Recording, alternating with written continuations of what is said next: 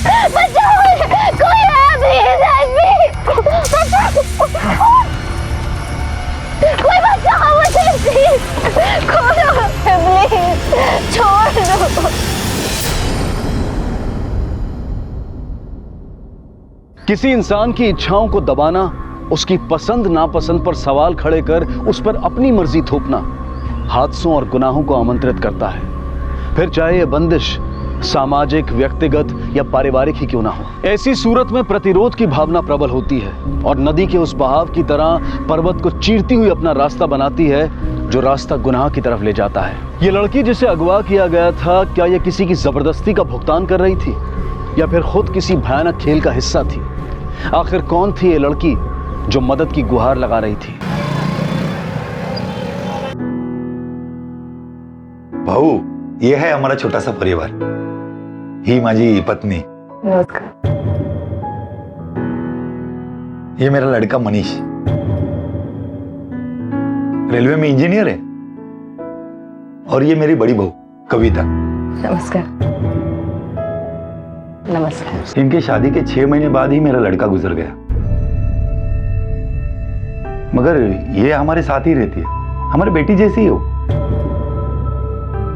घर की सारी जिम्मेदारी वही संभालती है और इसके होते तो हमें कोई चिंता करने की जरूरत ही नहीं पड़ती। बाबा, हे तो माझं कर्तव्यच आहे। मेरे होते हुए आपको, सासूबाई को और मनीष को कोई परेशानी ना हो। शादी के बाद तुम्हें भी तो मदद मिल जाएगी।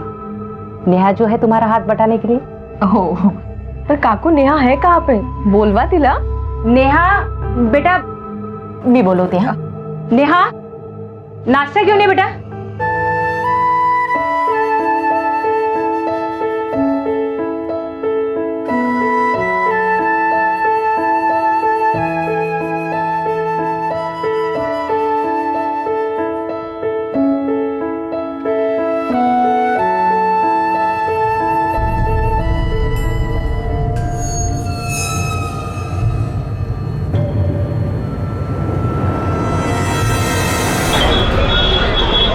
मनीष, तूने बताया नहीं नेहा तुला कशी वाटली?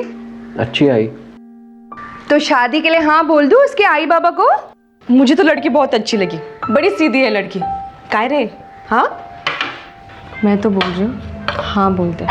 बड़ी सीधी है लड़की, तेरे हाँ में हाँ मिलाएगी, तब की रहेगी तेरे से, तुला काहीच प्रॉब्लेम होणार नाही। ठीक है, अगर तुम्हें ऐसा लगता है तो मेरी तरफ से हाँ बोल दो। आई हाँ म्हणतोय।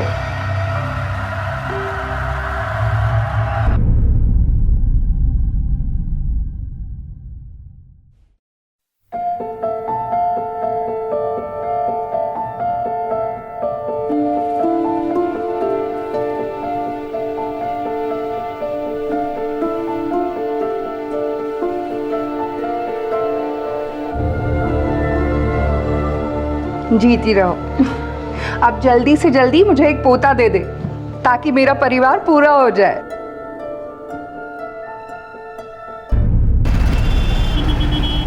साहब, मैं आज सुबह हल्का होने के लिए गया, तब मैंने देखा कोई एक आदमी एक औरत को जबरदस्ती गाड़ी में बिठा के लेके जा रहा था। कोई बचाओ मुझे प्लीज, खोलो। उस औरत के हाथ में हरा रंग का बांगड़ी और मेहंदी लगा था। कौन सी गाड़ी थी? गाड़ी का नंबर देखा तुमने? नहीं साहब, वो मदद के लिए आवाज़ लगा रही थी, तभी मेरा ध्यान गया, पर तब तक वैन निकल चुकी थी। सुबह कितने बजे हुआ ये? साहब, यही कोई सुबह 5:30-6 का टाइम होएगा। ये सुबह 5:30-6 बजे के करीब हुआ और तुम 6-7 घंटे के बाद आ रहे हो पुलिस स्टेशन? साहब, मैंने सोचा काय को फालतू लपड़े में पड़ने का, पर बाद में मेरे समझ में आया कि क्या मालूम मेरे आपको बताने से किसी की जान बच सकती है।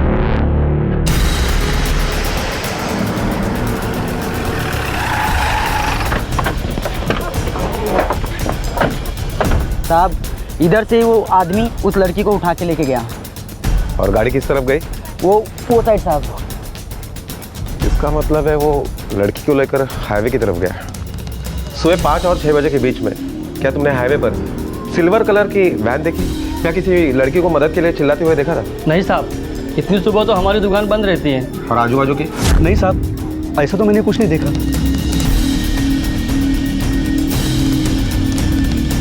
सर उस आदमी ने जिस लड़की के बारे में किडनैप की रिपोर्ट दर्ज की है, उस बारे में हमने registered office, banquet hall, DJ वाले, लोकल बैंड वाले उनसे पूछताछ की तो ये पता चला है कि पिछले हफ्ते में वहाँ पर सिर्फ 2 शादियाँ हुई है, एक सामंतवाड़ी में और दूसरी बामन नगर में।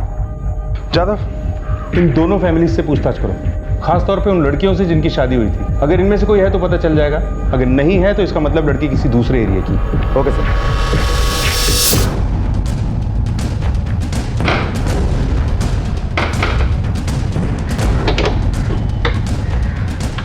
ठीक है ये सर। क्या तुम्हारी शादी गए हफ्ते हुई है? हो सर। क्या तुम दोनों खुश हो इस शादी से? तुम्हें कोई परेशानी तो नहीं तुम्हारे घर वालों से या ससुराल वालों से? नहीं साहब।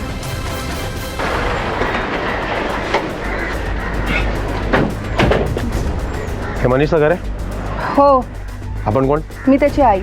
मनीष की हाल ही में शादी हुई है ना? बुलाओ उसे, हम उससे बात करना चाहते हैं। बात अब पुलिस तक पहुंच गई है। ये लड़की ने हमारा घर बर्बाद किया आणि आता स्वतः जाऊन पोलिसात कंप्लेंट करून आली। सर, उस लड़की का खुद अपना कैरेक्टर ठीक नहीं था आणि ती आमच्यावर आरोप लावते, जबकि हमने उसके साथ कुछ गलत किया ही नहीं है। आप कौन? हिमा जी वही नहीं। तो आप मनीष हो? जी। आपकी बीबी कहाँ है? हम उनसे बात करना चाहते हैं, बुलाइए उन्हें।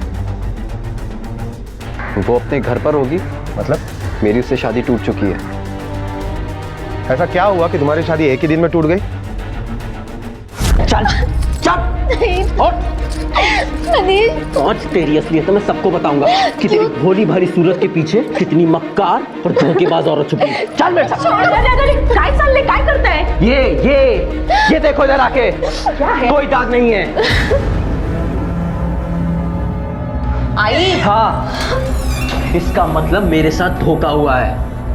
ये भोली भाली दिखने वाली औरत 1000 जगह मुंह मार के बैठी है, पता नहीं कितनों के साथ सो चुकी है। मैं ऐसी गिरी हुई कैरेक्टरलेस लड़की के साथ 1 मिनट भी नहीं रह सकता। मैं तो कह रही हूँ ना, इस लड़की को अभी के अभी इसके घर फेंक के आ। मनीष प्लीज, मैं ऐसा तो कुछ नहीं जैसे है। धोखेबाज के साथ ना ऐसे ही होना चाहिए। तो प्लीज ऐसा मत करो। चल चल मनीष प्लीज, चल, मनीष चल। ऐसा मत करो, प्लीज छोड़ दो। मनीष चल प्लीज ऐसा मत करो। चल। क्यों तमाशा कर, प्लीज।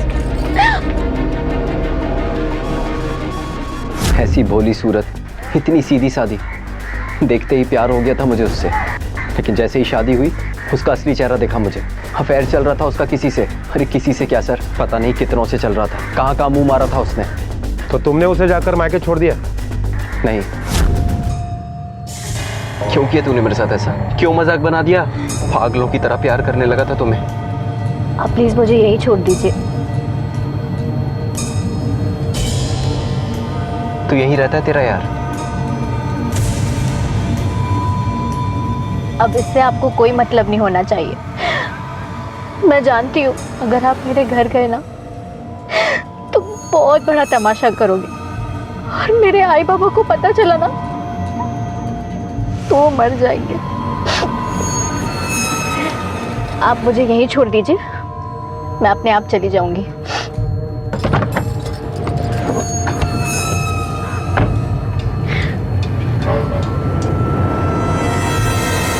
तो जहाँ तुमने छोड़ा वहाँ से उसका घर कितने दूर था? यही कोई पैदल 10 मिनट का रास्ता। तो क्या वो घर पहुंची? सर मुझे इससे कोई मतलब नहीं था, मैं उसकी शक्ल तक नहीं देखना चाहता। वो घर पहुंची नहीं है, बल्कि किसी ने उसे किडनैप कर लिया है। क्या पता साहब, वो किडनैप हुई का आपल्या याराबरोबर पळून गेली। वो पता करना हमारा काम है और हम पता कर लेंगे। फिलहाल तो आप मुझे ये बताइए, उस वक्त आप लोग कहाँ थे? हम लोग कहाँ होंगे? हम लोग तो घर पे ही थे। आम्ही कुठे जाणार एवढ्या सकाळी? हमारे समाज में कुछ लोग आज भी उस मानसिकता के साथ जी रहे हैं जो शादी के साथ एक लड़की के चरित्र की अग्नि परीक्षा करते हैं और उसके चरित्रवान होने का सबूत उसके वर्जिन होने को मानते हैं। ऐसी ही दूषित सोच ने नेहा को शादी की अगली सुबह सड़क पर लाकर खड़ा कर दिया था। नेहा अपने ससुराल से तो निकल गई थी, लेकिन घर नहीं पहुंची थी, बल्कि उसका अपहरण हो चुका था। लेकिन अपहरणकर्ता कौन था? मनीष, जिसके अंदर बदले की भावना थी, या फिर कोई और ही इंसान था इस अपहरण के पीछे? कौन था वो? और नेहा का अपहरण करने के पीछे उसका क्या मकसद हो सकता था?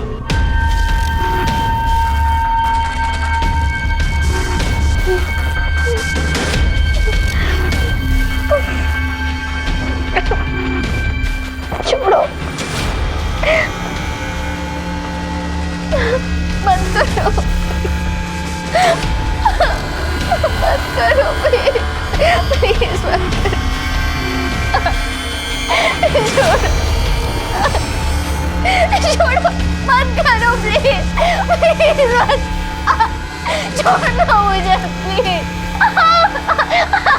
मत करो प्लीज, प्लीज मत।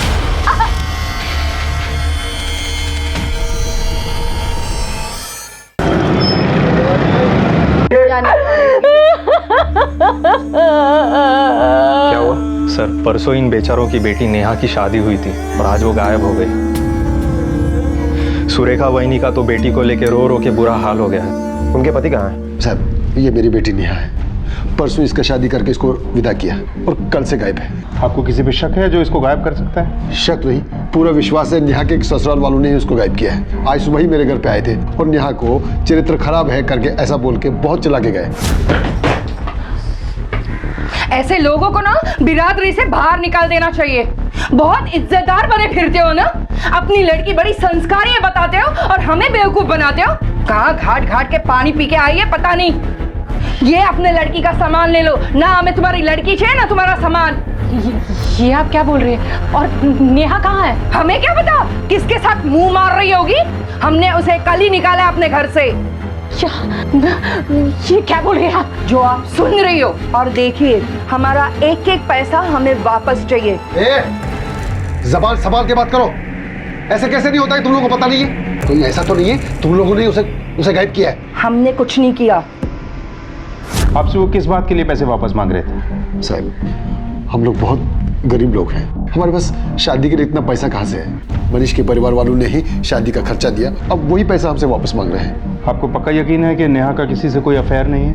साहब, मेरी बेटी ऐसी वैसी नहीं है, ससुराल वाले ही उसको बदनाम कर रहे हैं। अब मेरी बेटी को ढूंढो साहब, पता नहीं क्या किया होगा उसके साथ उन लोगों ने।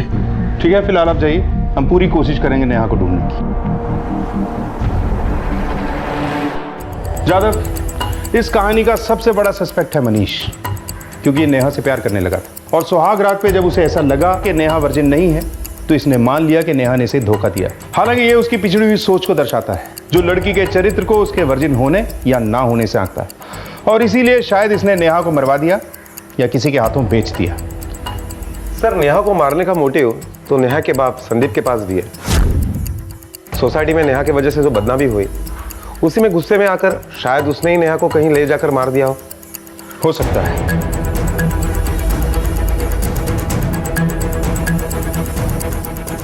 जादव, पॉसिबल है, क्योंकि उस सुबह नेहा घर के लिए निकली थी और घर के इतनी पास पहुंचने के बाद वो गायब हो जाती है और किसी को कुछ पता भी नहीं चलता। जादव, ऐसा करो, मनीष को किडनैपिंग स्पॉट पे बुलाओ और मनीष और इसकी पूरी फैमिली के कॉल रिकॉर्ड्स और मोबाइल लोकेशंस निकलवाओ। हमें जल्द से जल्द नेहा को ढूंढना है, क्योंकि नेहा ही है जो बता सकती है कि सच क्या है।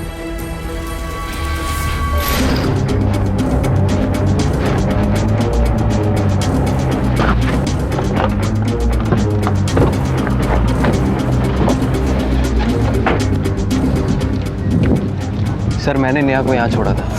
आप मुझे यहीं छोड़ दीजिए, मैं अपने आप चली जाऊंगी।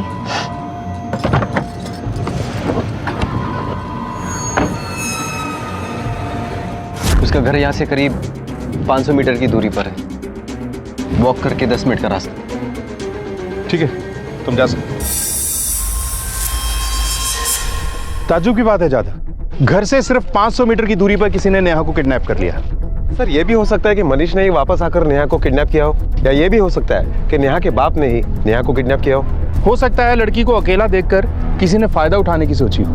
इतनी सुबह इस एरिया में ज्यादा मोबाइल नंबर्स एक्टिव नहीं होंगे। मोबाइल सर्विस प्रोवाइडर से उन सभी नंबर्स की डिटेल लो जो सुबह 5 से 6 बजे तक यहाँ पे एक्टिवेट थे। हो सकता है कोई ऐसा नंबर हमारे हाथ लगे जिसका हाथ नेहा की किडनैपिंग में हो। Okay sir.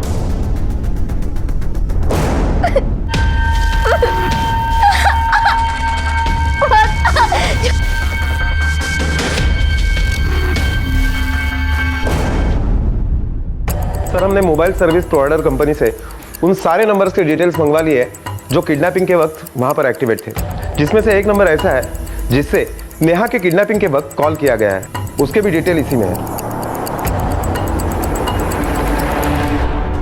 इकडे रे, राहुल दादा घर कुठे?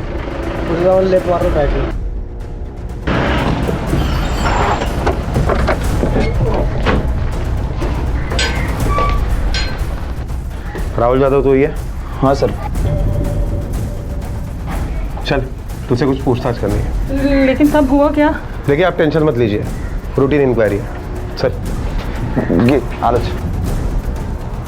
8 तारीख को सुबह 5:30 बजे रोड पर क्या कर रहे थे? सर मैं फार्म हाउस जा रहा था, रोज का रास्ता है, रूटीन है मेरा। अच्छा, इतनी सुबह वहां जाकर फोन करना ये भी तुम्हारा रूटीन है या उस दिन कुछ खास वजह थी? फोन? हाँ सर, वो फोन मैंने नहीं किया था, मेरी दोस्त है नेहा करके, उसने फोन किया था। मतलब मैं बाइक लेके फार्म हाउस की तरफ जा रहा था तो देखा तो रास्ते में नेहा रो रही थी। मुझे बड़ा अजीब सा लगा कि शादी के दूसरे दिन ऐसा कैसा हो सकता है, तो मैंने हेल्प करने की कोशिश की दोस्त के नाते।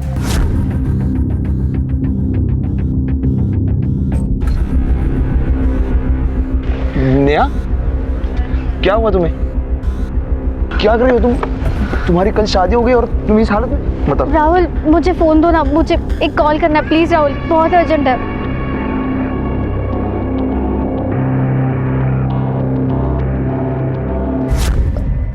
तुमने सुना वो फोन पे क्या बात कर रही थी? सर वो एक्चुअली मैंने सुना नहीं, मतलब वो बहुत दूर जाके बात कर रही थी। उसके बाद क्या हुआ? सर मैंने उसे बहुत बार पूछा लेकिन वो कुछ बोली नहीं। Thank you. क्या हुआ बताओ तो सही।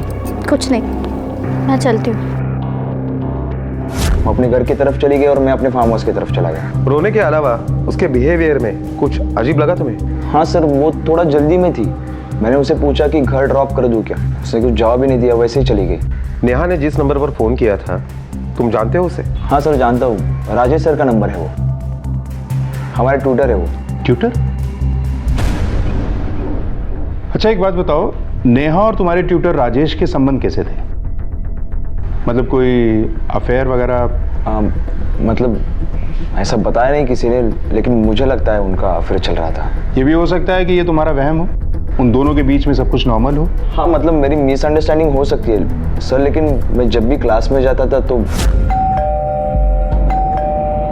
उससे पहले नेहा वहाँ पे रहती थी और डोर भी क्लोज होता था। राहुल, तुम्हारा ट्यूशन तो 4 बजे होता है ना? हाँ सर, वो मैं थोड़ा एक्चुअली जल्दी आ गया। अच्छा, आओ।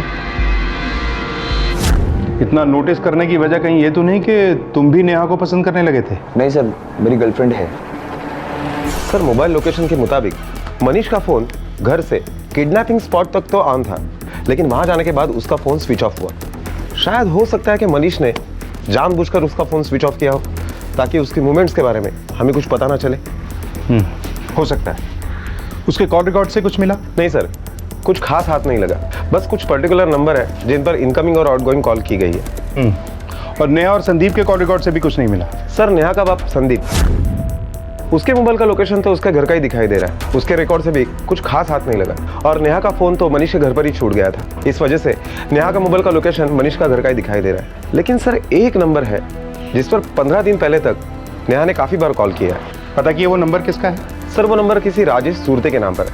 और एक बात सर, जिस दिन किडनैपिंग हुई उस दिन की शाम तक राजेश सूरते का फोन ऑन था, लेकिन उसके बाद जो स्विच ऑफ हुआ है वो अब तक ऑन ही नहीं हुआ। नेहा के कॉल रिकॉर्ड और राहुल के बयान से एक बात तो साफ हो गई है कि नेहा और राजेश में जरूर कुछ था, और किडनैपिंग के पहले भी आखिरी कॉल नेहा ने राजेश को ही किया था। जादव, हमें सबसे पहले इस राजेश को उठाना होगा। हो सकता है कि नेहा के गायब होने में इसका हाथ हो। अक्सर देखा गया है कि हारा हुआ आशिक खतरनाक होता है।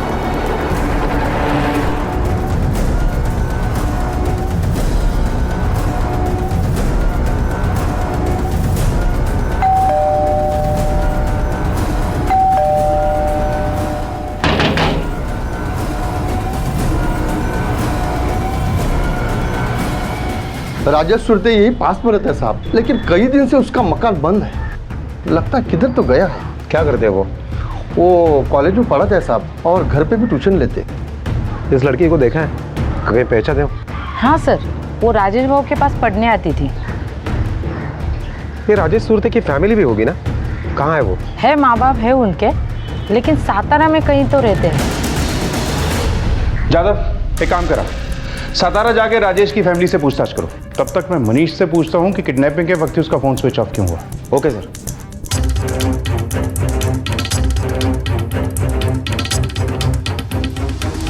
सर उसने मेरे प्यार के बदले मुझे धोखा दिया, इसका मतलब ये तो नहीं कि मैं उससे बदला लेने के लिए उसका खून या किडनैप कर सकता हूँ। और सर मेरा फ़ोन ऑफ है, ये तो मुझे तब पता चला जब मैं उसे छोड़कर घर वापस पहुँचा।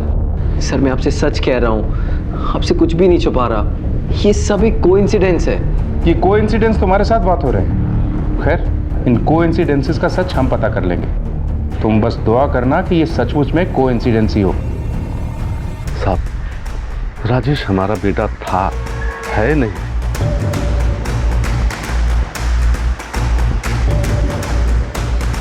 अब हमारा उससे कोई ताल्लुक नहीं है साहब। उसे हमने अपने घर से कब का निकाल दिया है।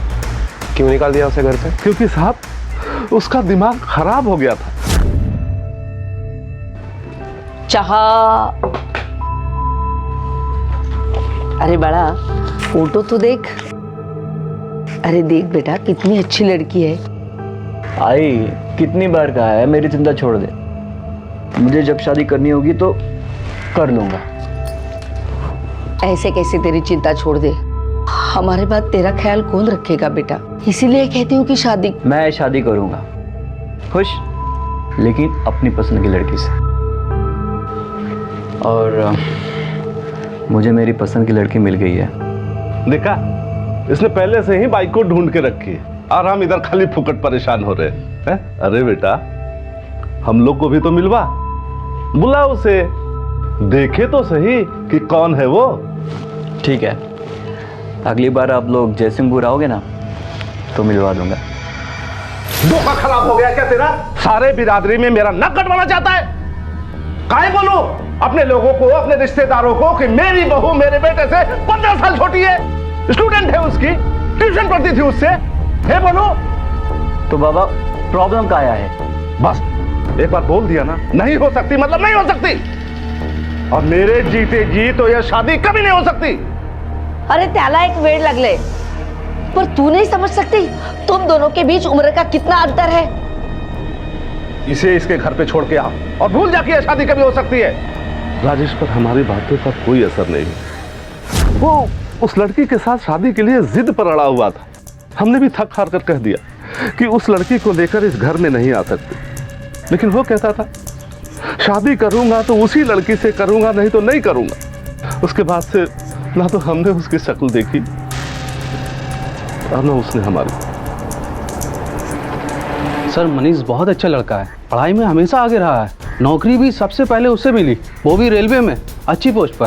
मनीष तो जिद्दी और चालाक लड़का है सर, वो एग्जाम में अच्छे नंबर पाने के लिए टीचर को पैसे तक खिलाता था। और सर एक बार उसने जिस चीज़ के बारे में सोच लिया, उसे चाहिए तो फिर चाहिए, उसके लिए वो किसी भी हद तक जा सकता है। सर मनीष बहुत सिंपल सा और जेंटलमैन लड़का था। अच्छा, उसका कॉलेज में किसी से कोई अफेयर वगैरह कुछ था? सर वो तो इन सब चक्करों में पड़ता ही नहीं था, उसे पता था उसकी फैमिली बहुत कंजर्वेटिव है, तो लव मैरिज का तो चांस ही नहीं था।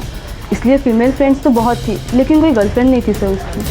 हाँ सर, मनीष मेरा दोस्त है सर, हम एक ही ऑफिस में काम करते हैं। उसकी शादी टूट गई सुन के बहुत बुरा लगा मुझे सर। वो तो काफ़ी एक्साइटेड रहता था अपनी शादी के बारे में। उसका तो उस लड़की के साथ लव एट फर्स्ट साइट था, उसके साथ जो कुछ हुआ बहुत बुरा हुआ सर। उसकी शादी टूटने वाली है, ये बात उसने सबको बताई थी? सबको नहीं सर, सिर्फ मुझे बताई थी, मैंने अपनी आंखों से देखा है। उसे तो धमकियां मिल रही थी कि शादी ना करे नेहा से करके। धमकियां मिल रही थी मतलब? जब वो नेहा के साथ शादी करने के लिए हाँ कर दिया तब से उसे फ़ोन पे फ़ोन आने लगे थे सर कि नेहा से शादी ना करे करके, पर वो पीछे नहीं हटा। वो तो उसके प्यार में पागल था ना सर। अच्छा, मनीष ने कभी बताया कि ये धमकियां उसे कौन दे रहा था? नहीं सर।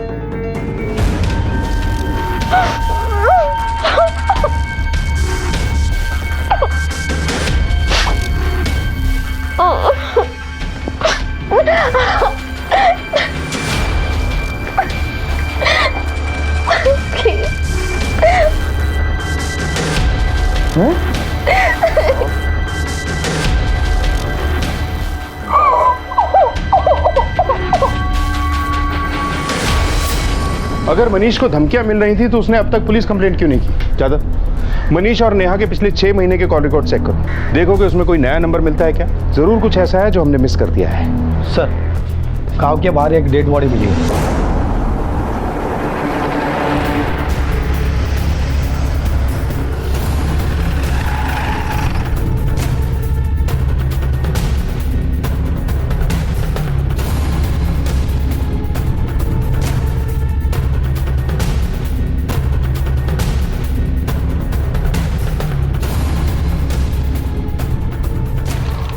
सर, राजेश सुरते की डेड बॉडी है।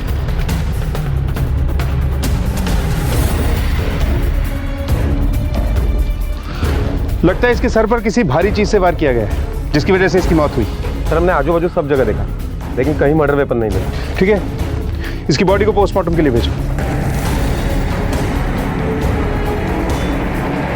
नेहा के अपहरण से शुरू हुआ यह केस दिन ब दिन गहराता जा रहा था।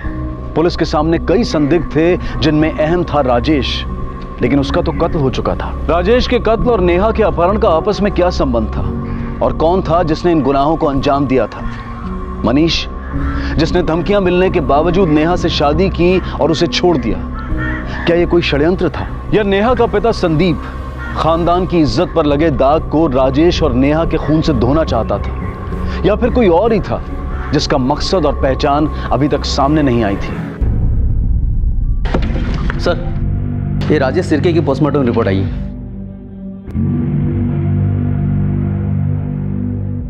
पोस्टमार्टम रिपोर्ट के मुताबिक राजेश की मौत सर पर किसी भारी चीज से चोट लगने की वजह से हुई।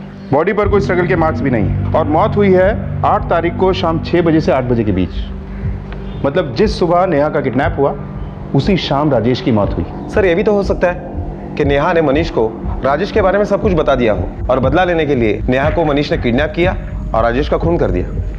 बिल्कुल हो सकता है, क्योंकि कॉल रिकॉर्ड के मुताबिक जिस दिन नेहा किडनैप हुई, उस दिन दोपहर को राजेश ने मनीष को फोन किया था, जो मनीष ने हमें नहीं बताया। जाधव, इस मनीष को पूरी तैयारी के साथ उठाओ और पूरी तैयारी के साथ सच उगलवाओ। क्यों मारा राजेश को, और नेहा को कहां छुपा के रखा है? सर, ये आप क्या बोल रहे हैं? मुझे कुछ समझ नहीं आ रहा। देख, नाटक मत कर, क्योंकि हमने शुरू किया ना तो तुझे भारी पड़ेगा।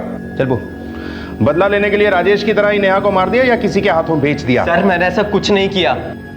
पता नहीं आप लोग मुझे क्यों टारगेट कर रहे हैं, मुझे कुछ समझ नहीं आ रहा है। लेकिन हमें समझ आ गया। ये सारे कोइंसिडेंस तेरे साथ क्यों होते हैं? क्योंकि तेरा नेचर है, जो तुझे चाहिए वो तुझे चाहिए। इसलिए धमकियां मिलने के बाद भी तूने नेहा से शादी की और पुलिस कंप्लेंट तक नहीं की। सर, कंप्लेंट तो मैंने इसलिए नहीं लिखवाई थी क्योंकि कुछ समय बाद वो कॉल्स आने बंद हो गए थे। मुझे लगता है उसे समझ आ गया था कि मुझ पे उसकी धमकियों का कोई असर नहीं हो रहा है। और सर, मैं नेहा से प्यार करने लगा था। शादी से पहले हर एक दिन मेरा प्यार उसके लिए बढ़ता जा रहा था। जब भी उससे बात करता, मिलता, बस मुझे ऐसा लगता कि मैं कब उससे शादी कर लूँ। इसलिए मैंने शादी की भी जल्दी की। देख, तेरी ये फेक लव स्टोरी सुनने का हमारे पास टाइम नहीं है। बोल, जिस नंबर से तुझे धमकियां मेरे फोन आते थे वो नंबर दे। सर, वो नंबर तो मैंने, धमकियां आना बंद हो गई तो डिलीट कर दिया था। अच्छा, तुझे क्या लगता है कि हमें नहीं पता कि तू पहले दिन से ही झूठ बोल रहा है? सर, मैं झूठ नहीं बोल रहा हूँ। आप असली क्रिमिनल को पकड़ने के बजाय मुझ पे शक कर रहे हैं, जबकि आपके पास मेरे खिलाफ कोई सबूत भी नहीं है। सबूत भी मिल जाएगा, तू टेंशन मत ले। अब तू फ्री है, अब जा सकता है, लेकिन शहर छोड़कर बाहर मत जाना।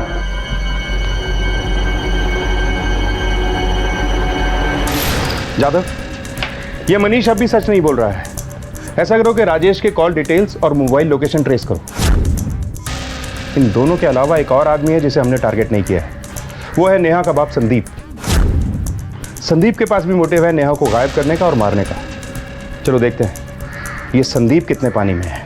संदीप भाऊ तो एकदम खडूस आहे साहब, छोटी छोटी बातों से किटकिट करते हैं। आणि सुनंदा वहिनी त्यांच्या उलट एकदम सीधी सादी। यूं तो सभी लोग अपनी बेटी की गलती पर डांटते हैं साहब, पर ये तो एकदम पुराने ख्याल का आदमी है। कभी भी किसी भी लड़के के साथ नेहा को बात करते देख लेता तो तमाशा खड़ा कर देता था साहब। साहब, वेड़ाच मानुस है तो उसको लगता है कि उसकी बेटी के पीछे सारे लड़के पड़े हुए। गलती से अगर उसके घर की तरफ मुंह उठा के भी देख लिया ना तो चालू हो जाता गाली देने के लिए। उस दिन नेहा घर आई, उसने तुझे बताया कि ससुराल में उसके साथ क्या हो रहा है, और अब वो राजेश के पास जा रही है, जो तुझ जैसे पुराने ख्यालात के घटिया सोच वाले इंसान को पसंद नहीं आया। तूने नेहा का पीछा किया और राजेश और नेहा दोनों का खून कर दिया। राजेश की बॉडी हमें मिल गई है, नेहा की बॉडी कहाँ है? साहब, वो घर पे आई नहीं तो कैसे बताती? उस दिन क्या, वो तो कभी उसने किसी लड़के के बारे में नहीं बताया, ना मेरे को ना मेरी बाइकों को। साहब, लड़कों के साथ उसकी दोस्ती थी, पर उसका कोई ऐसा वैसा रिश्ता नहीं था साहब। अच्छा, लड़कों के साथ दोस्ती थी ये तो बड़े आराम से कह रहा है, जबकि हमें पता है कि तू उसे रोक टोक से रखता था, उस पर बेवजह शक करता था, लड़कों से बात तक नहीं करने देता था उसे। साहब समाज में इज्जत ना उछले इस करके उसको रोकता था, पर अब देखो ना क्या कर गया वो, मुंह में कालिक पोत दी, गली मोहल्ले रिश्तेदारों के सामने आंख झुका के चलना पड़ता है। इसी गुस्से की वजह से राजेश का खून किया? नहीं साहब, मैंने खून नहीं किया, पर अगर मिलता ना तो उसको आज जरूर खून कर देता। गुरु शिष्य के रिश्ते को गंदा किया था वो, पढ़ाई के नाम पे आज की लड़ाता था वो बच्चों के साथ।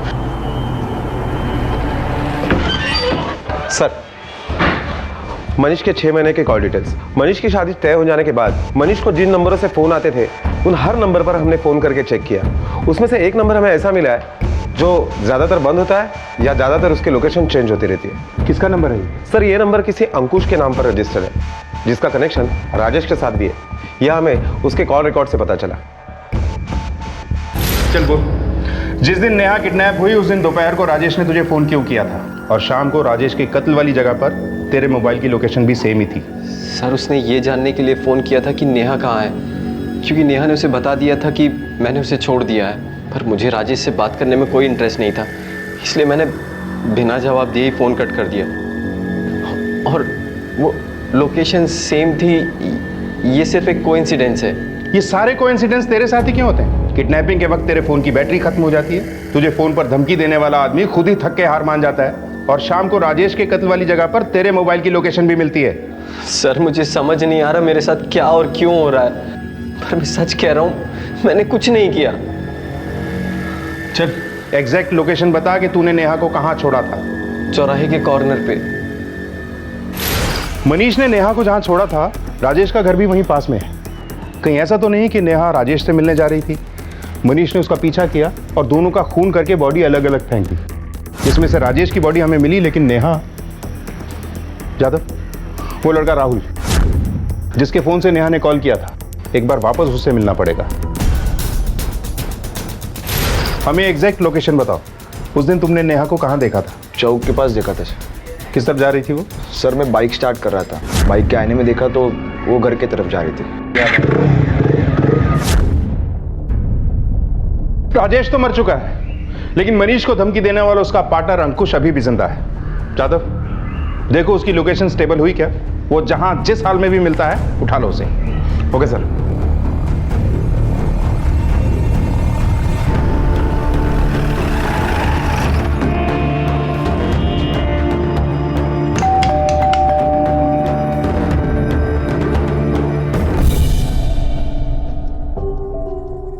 अंकुश का ही घर है ना? जी सर। बुलाइए उसे, हम उससे कुछ बात करना चाहते हैं। सर, वो कंपनी की तरफ से शहर से बाहर टूर पे गए। कितनी तारीख को गया वो? सर, 8 की शाम को गए हैं। टूर पर है या खून करके गायब? जादव, इस अंकुश को हाई अलर्ट पे डाल दो। अपना एक कांस्टेबल सिविल ड्रेस में इसके घर के बाहर तैनात करो और इसका मोबाइल भी ट्रैक करो। Okay sir.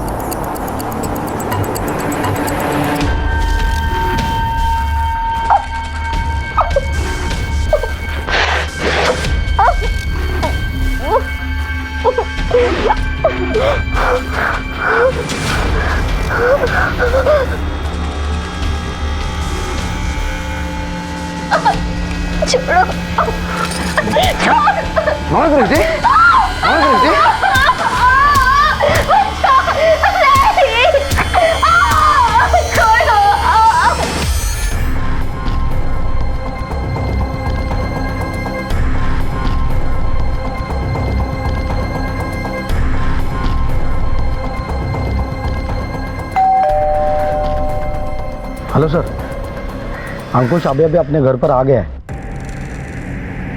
चलो चलो जल्दी चलो, अंदर आ जाओ। अरे तुम क्या?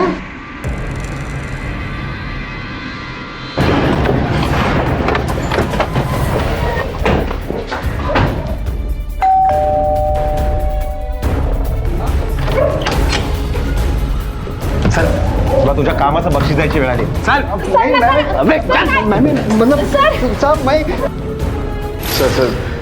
सर, मैं कभी भी मनीष को धमकाया नहीं सर। सर, वो राजेश मेरे फ़ोन से ना कई बार मनीष को कॉल करता था और उसको धमकाया करता था।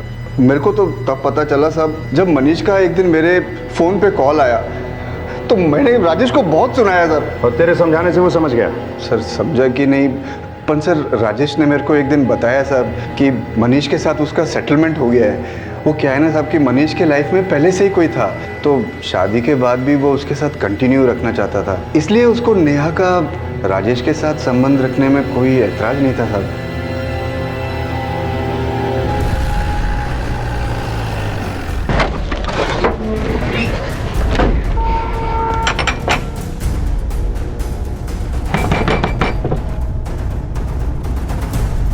मनीष कहाँ है? बुलाओ उसे, हमें उससे बात करनी है। सर मनीष रत्नागिरी गया अपने ट्रान्सफर के काम से। वो कल आने वाला था लेकिन अब तक नहीं आया। कधीपासून त्यांचा फोन ट्राय करतोय लेकिन फोन ही नहीं लग रहा। साहब मुझे तो बहुत डर लग रहा है, वो नेहा के बाप ने मेरे मनीष को कुछ कर डाला है। चला लोकर।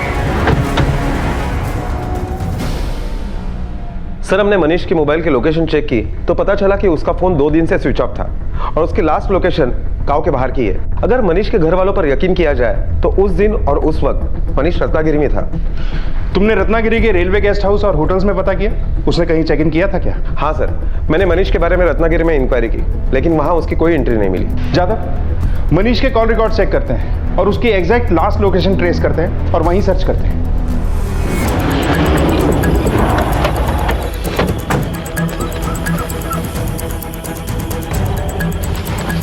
देखो आसपास।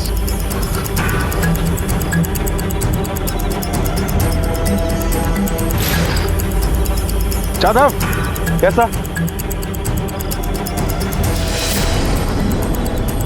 जादव, गले का निशान देखकर लग रहा है कि किसी रस्सी से इसका गला घोटकर इसे मारा गया है।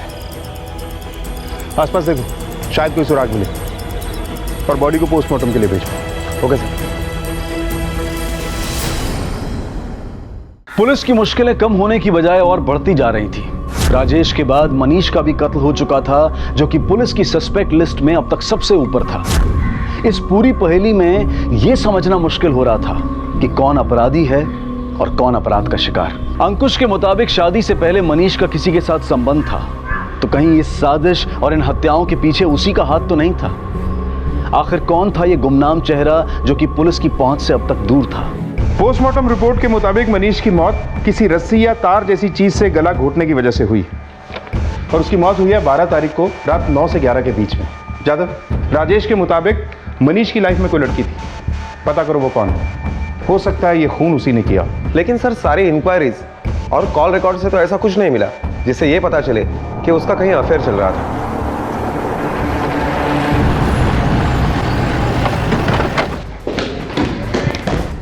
देखो ठीक तरह से ढूंढो, कुटे का मिलटे का बघा।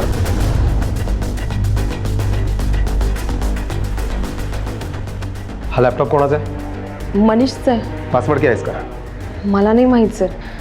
ठीक है, इंक्वायरी के लिए हम इसे साथ में लेकर जा रहे हैं। चला। सर मनीष के घर पर जब हमने सर्च किया तो वहां हमें मनीष का लैपटॉप मिला। साइबर एक्सपर्ट के रिपोर्ट के मुताबिक मनीष हमेशा गे साइट पर जाया करता था। उसके सोशल अकाउंट पर हमें एक लड़के का आईडी मिला है जिसके साथ मनीष हमेशा चैट करता था। सर उनके मैसेज देख के तो यही लगता है कि उन दोनों लड़कों में अफेयर चल रहा था।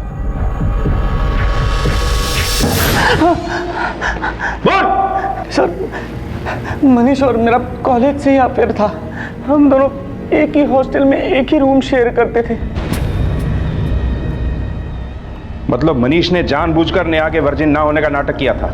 उससे पीछा छुड़ाने के लिए वैसा किया था, लेकिन उसमें हम दोनों का नहीं, नेहा का भी फायदा था। शेखर, मैंने नेहा को घर से निकाल दिया है। अब हम लोग साथ में रह सकते हैं, किसी को भी हम पे कोई डाउट नहीं होगा। उस दिन राजेश ने मनीष को बहुत सारे फोन किए थे, लेकिन मनीष ने अवॉइड किया था, इसलिए शायद उसका पीछा करते करते वो हमारे यहाँ आया और हमें रंगे हाथों पकड़ लिया।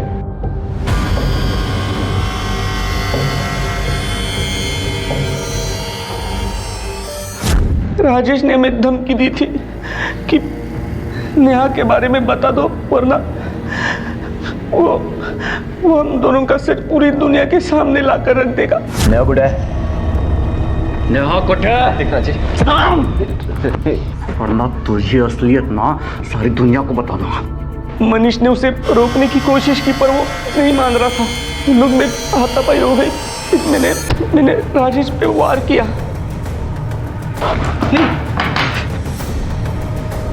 ने राजेश की बॉडी जंगल में जाकर फेंक दिया और उसका मोबाइल भी तोड़ दिया ताकि हमारा सच कभी किसी के सामने ना आए।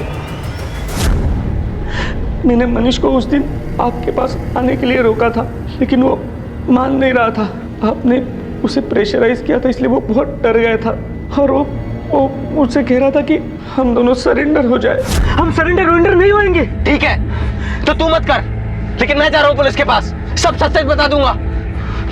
मुझसे ये प्रेशर झेला नहीं जा रहा है। नहीं सुन, तू कर दे सरेंडर।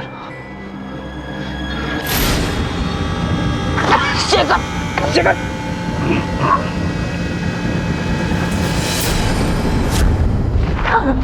तुम दोनों ने मिलकर अपने स्वार्थ के लिए नेहा की जिंदगी बर्बाद कर दी।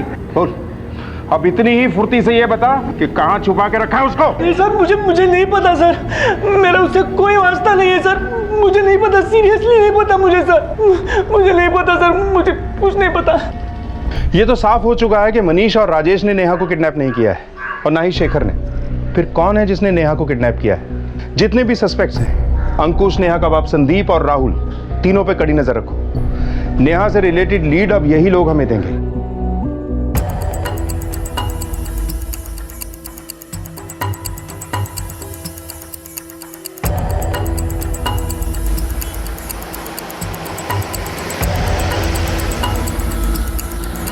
सर जी, राहुल मेरा भांजा है। जब भी उसको फार्म हाउस के काम के लिए गाड़ी की जरूरत पड़ती है तो वो मेरी गाड़ी लेके जाता है।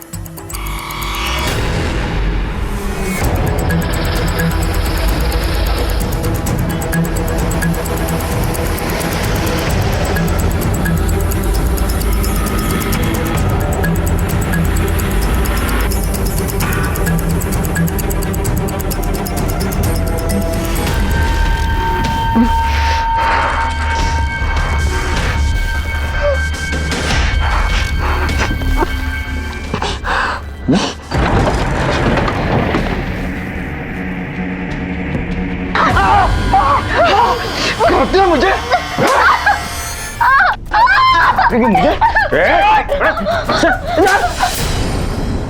मैं राजेश के यहाँ ट्यूशन पढ़ती थी।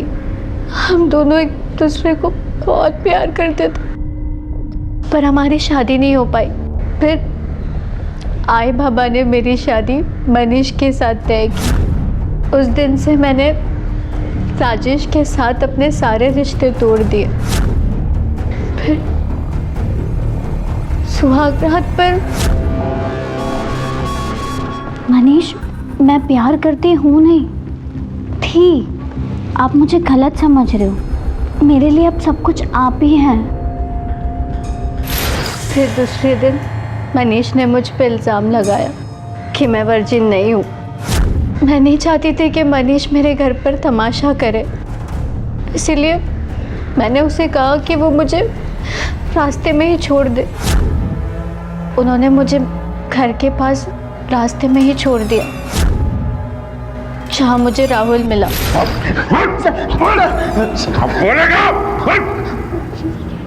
मुझे लगा कि वो अपने से बड़े उम्र के लड़के के साथ सोती है, तो मेरे साथ क्यों नहीं?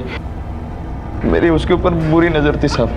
मतलब उस दिन मैंने सड़क पे उसकी बातें सुनी राजेश के साथ फ़ोन पे करते हुए। मतलब वो दोनों मिलने वाले थे उसके ट्यूशन में, तो मैंने उसे ज़बरदस्ती उठाया और गाड़ी में बिठाया, फार्म हाउस लेके चला गया और उसका रेप किया। कितनी घटिया सोच है तेरी।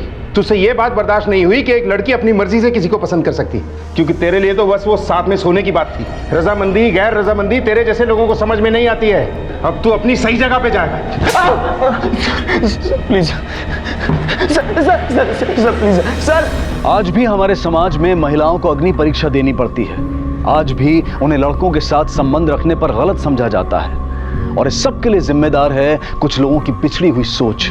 राजेश और मनीष के कत्ल के लिए शेखर को और नेहा को अगवा कर बंधक बनाने और बलात्कार करने के लिए राहुल को गिरफ्तार किया गया है। मैं अनूप सोनी अब आपसे विदा लेता हूं। फिर मुलाकात होगी अगले एपिसोड में एक और चौंका देने वाले केस के साथ।